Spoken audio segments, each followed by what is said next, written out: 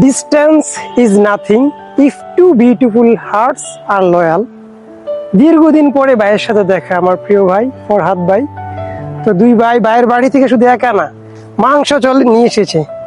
এই যে মাংস, তারপর হচ্ছে এটা কি খাসি, খাসি গরু দুইটাই নিয়ে আসছে। ওই যে আলহামদুলিল্লাহ, এই যে লিচু।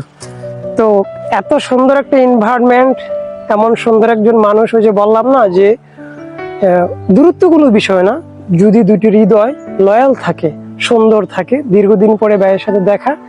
আসলে এটা কোনো ব্লগ না, জাস্ট স্মৃতিটাকে ধরে রাখলাম যে বড় রেস্টুরেন্ট, বড় পার্টি সেন্টার, বড় এটা সেটা, আসলে ওইগুলোর উপরে বন্ধুত্ব ডিপেন্ড করে না বা ভালোবাসা ডিপেন্ড করে না।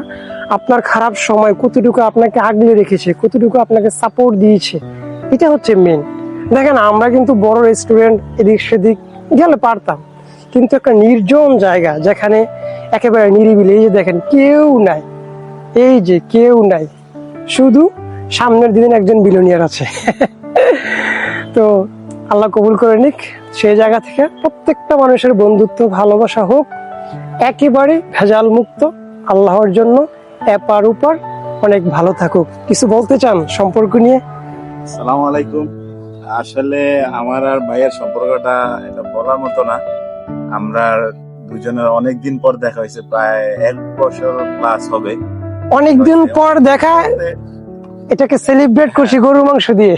এর জন্য যেহেতু ঈদের সিজন, তো বাসা থেকে একটু হালকা মাংস নিয়ে আসলাম, একসাথে খাইলাম। আসলে রেস্টুরেন্টে খাওয়া যায় সেটাই, তো ওইটার ফিলটা এখন যেটা পাবো ওইটা পাওয়া যাবে না কি।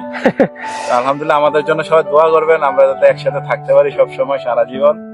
আর ইনশাআল্লাহ আমরা মৃত্যুর আগ পর্যন্ত একসাথে থাকতে চাই। আমিন আমিন। Specially grateful to his mom and also my mom, কারণ আন্টি যদি এই কষ্ট না করতেন এই খাবার এখানে আসতো না। তো আন্টির কাছে আমরা অনেক অনেক কৃতজ্ঞ। আন্টিকে আল্লাহ নেক হায়াত দান করুক, সকল সুন্দর ভালোবাসা দীর্ঘজীবী হোক। আল্লাহ হাফেজ।